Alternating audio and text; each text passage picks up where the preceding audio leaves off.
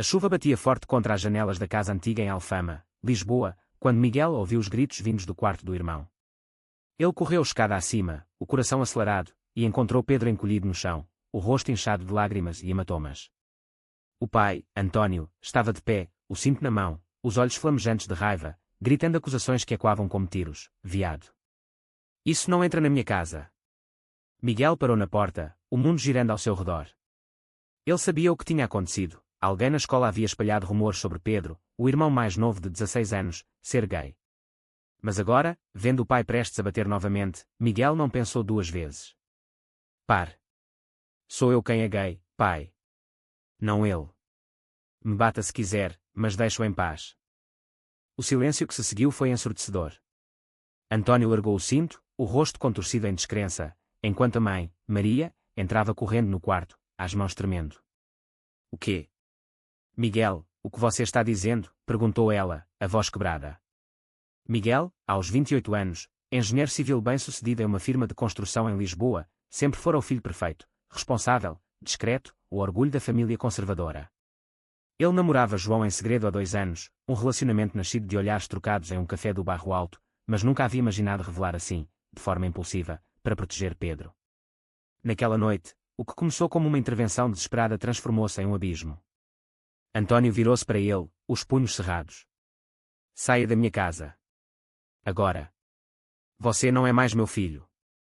Miguel arrastou Pedro para fora do quarto, ignorando os protestos da mãe. No corredor, Pedro sussurrou, por quê, mano?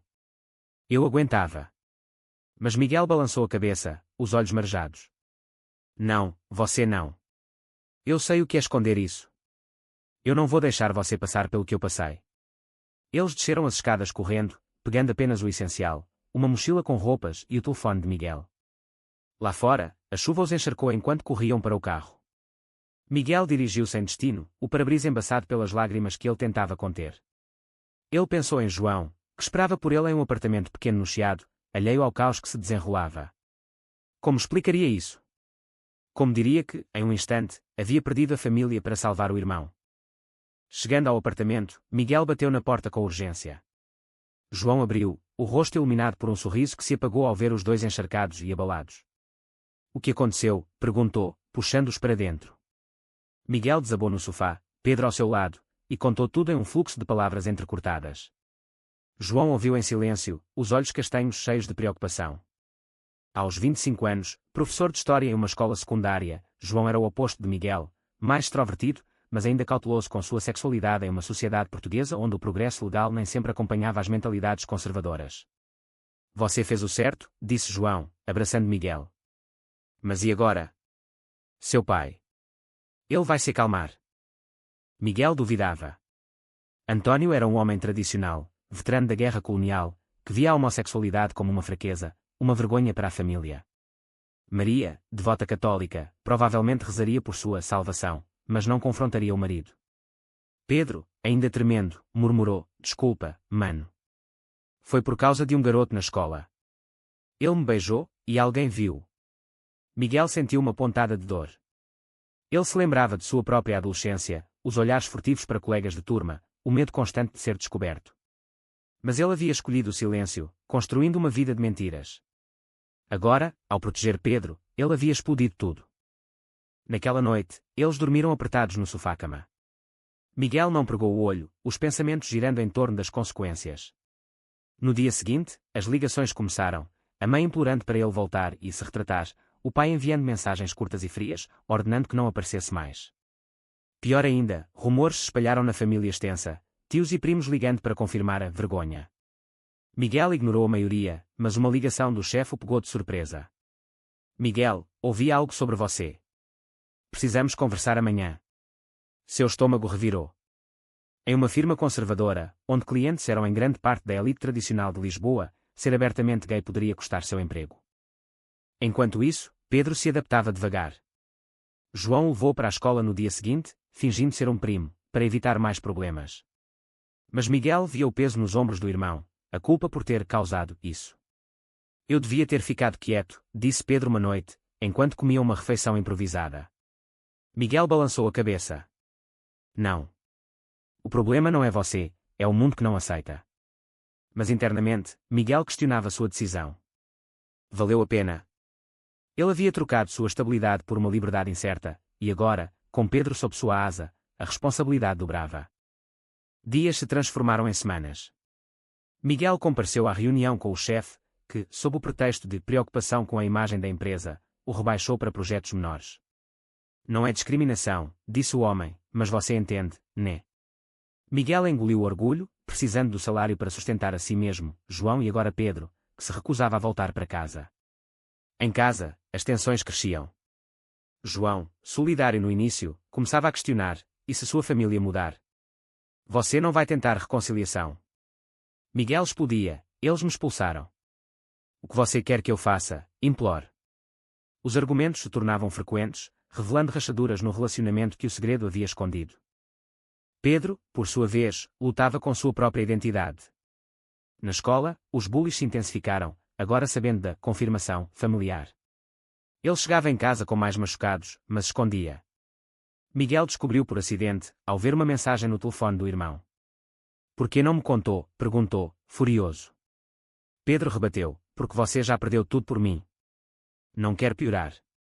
Aquela noite, Miguel chorou sozinho no banheiro, o peso da escolha esmagando-o. Ele havia saído do armário para proteger, mas agora via que a proteção vinha com um custo que nenhum deles previa. As semanas viraram meses, e a vida de Miguel se transformava em uma batalha constante. Ele acordava cedo para levar Pedro à escola, depois corria para o trabalho, onde olhares sussurrados o seguiam pelos corredores. Seus colegas, outrora amigáveis, agora mantinham distância, como se sua orientação fosse contagiosa. Um projeto importante foi transferido para outro engenheiro, e Miguel soube por fofocas que o cliente, um empresário católico fervoroso, havia expressado desconforto. É o mundo real, Miguel, disse o chefe em uma reunião privada. Portugal mudou, mas não tanto quanto você pensa. Miguel saiu dali com os dentes cerrados, questionando se valia a pena lutar ou simplesmente desistir. Em casa, João tentava manter a paz, cozinhando jantares simples e organizando noites de filmes para distrair Pedro. Mas as discussões entre ele e Miguel escalavam. Você está se isolando, acusava João. Não liga para ninguém da família. E se sua mãe precisar de você? Miguel retrucava, ela escolheu o lado dele. Todos escolheram. A verdade era que Miguel sentia uma raiva profunda, misturada com saudade. Ele sonhava com a mãe, com as festas de Natal em família, mas acordava suando frio, lembrando das palavras do pai. Pedro, observando tudo, se sentia culpado. Ele começou a se fechar, passando horas no quarto estudando ou no telefone, conversando com amigos online que entendiam sua luta. Uma tarde, Miguel recebeu uma ligação inesperada de uma tia, Isabel, a irmã mais nova da mãe. Miguel, precisamos conversar. Sua mãe está mal, não come direito desde aquela noite. Ele hesitou, mas marcou um encontro em um café no Rossio. Lá, Isabel contou detalhes que o abalaram. Maria havia discutido com António, defendendo Miguel em segredo, mas o marido ameaçara divórcio. Ele é teimoso, mas ama vocês. Dê tempo. Miguel sentiu uma faísca de esperança, mas também raiva. Tempo. Ele me expulsou como lixo. Isabel implorou, pensa em Pedro. Ele precisa da família. Aquela conversa plantou sementes de dúvida em Miguel. E se ele tivesse reagido de forma diferente? E se tivesse deixado Pedro lidar sozinho? Voltando para casa, Miguel encontrou João e Pedro em uma discussão acalorada. Pedro queria voltar para casa, argumentando que podia fingir ser hétero para acalmar os pais. Não aguento mais ver você sofrendo por mim, gritou o menino. João tentava acalmá-lo, mas Miguel explodiu, você não vai voltar. Eles vão te destruir. A noite terminou em lágrimas, com Pedro trancado no quarto. Mais tarde, deitado ao lado de João, Miguel confessou suas inseguranças. E se eu errei? E se protegê-lo significasse ensiná-lo a lutar, não me sacrificar? João o abraçou, você fez o que achou certo. Mas agora precisamos planejar o futuro. O futuro, no entanto, trazia mais desafios. Na escola de Pedro, um incidente grave ocorreu, bullies o encurralaram no banheiro, espancando-o e gritando insultos homofóbicos. Pedro chegou em casa com o nariz sangrando, e Miguel, furioso, foi à diretoria. Lá, descobriu que a escola, em uma zona conservadora de Lisboa, minimizava o bullying como brincadeiras de adolescentes. Sem provas, nada podemos fazer, disse o diretor. Miguel saiu dali tremendo de raiva, sentindo a impotência de um sistema que falhava com os vulneráveis. Ele contatou uma associação LGBT em Lisboa, a Ilga Portugal, buscando apoio legal. Uma conselheira o orientou: você pode denunciar, mas prepare-se para retaliações.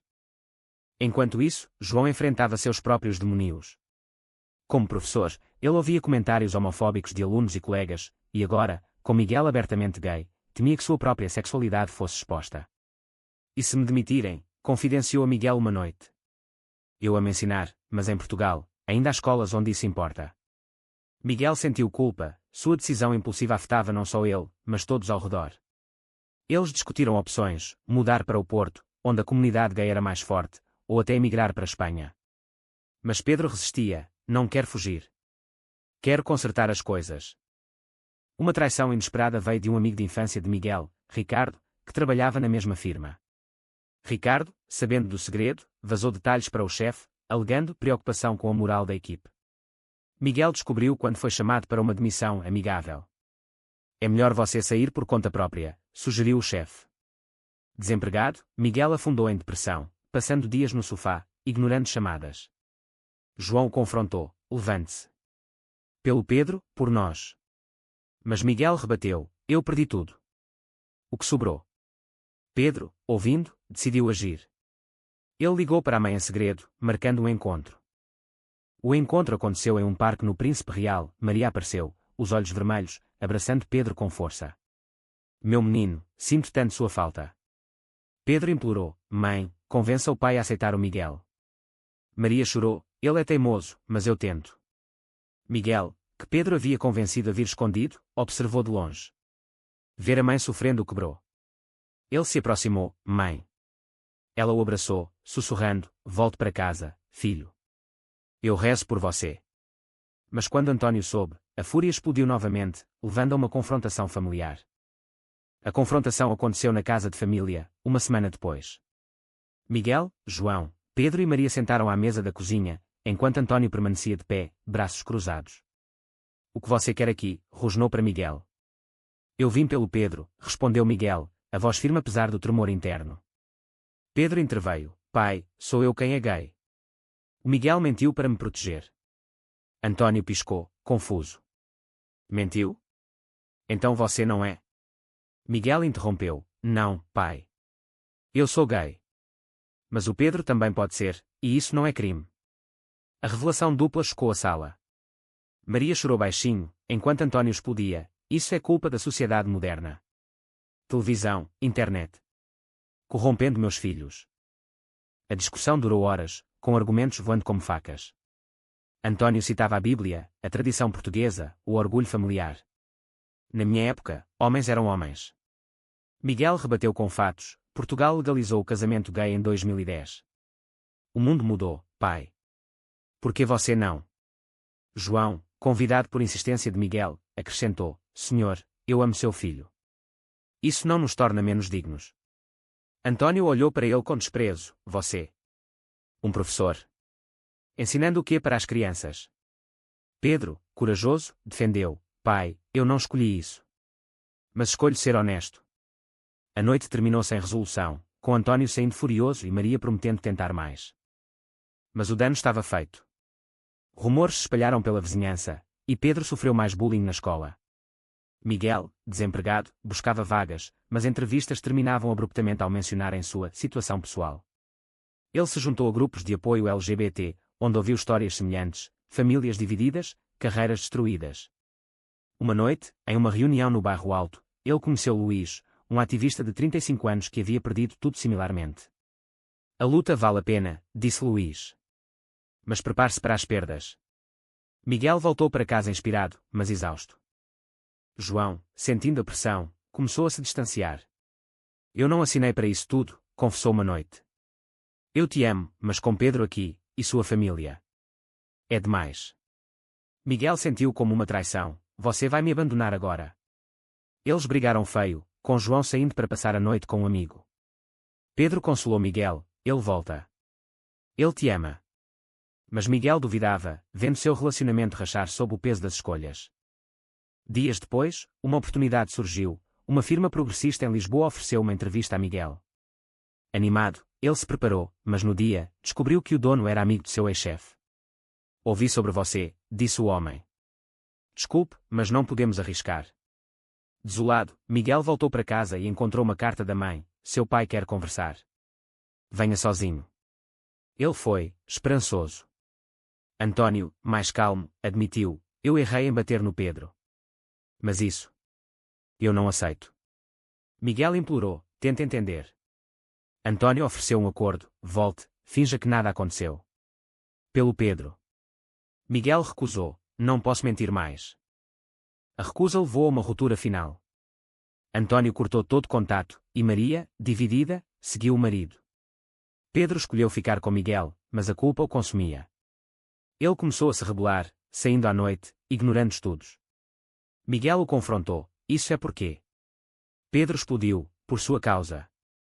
Você me salvou, mas destruiu tudo. As palavras doeram como punhais. João, voltando, tentou mediar, mas a tensão era palpável. Em meio ao caos, Miguel refletiu sobre suas escolhas. Ele havia trocado segurança por autenticidade, mas o preço era alto: perda financeira, emocional, relacional. Uma noite, sozinho, ele chorou pela vida que poderia ter tido. Mas vendo Pedro dormir, soube que faria de novo. Ou faria. Os meses seguintes foram um teste de resiliência.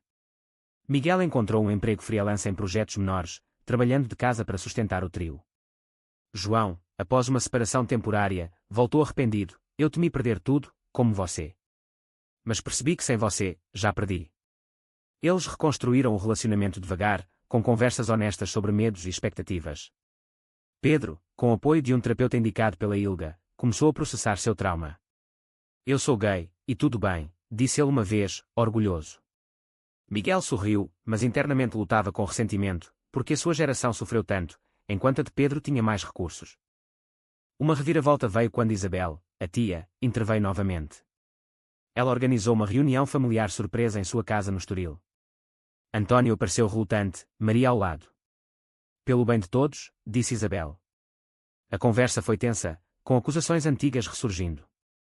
Pedro falou abertamente: pai, eu preciso de você, mas não se for para me mudar. Antônio, pela primeira vez, ouviu sem interromper. Eu vi na TV, sobre direitos gays. Talvez eu esteja errado. Foi um pequeno passo, mas Miguel viu esperança. No entanto, quando perguntou sobre aceitação, Antônio hesitou: tempo. Dê-me tempo.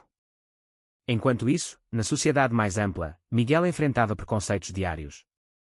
Em uma loja, ouviu sussurros; em uma entrevista de emprego, perguntas invasivas. Ele se tornou ativista, participando de marchas no Orgulho de Lisboa, onde encontrou comunidade.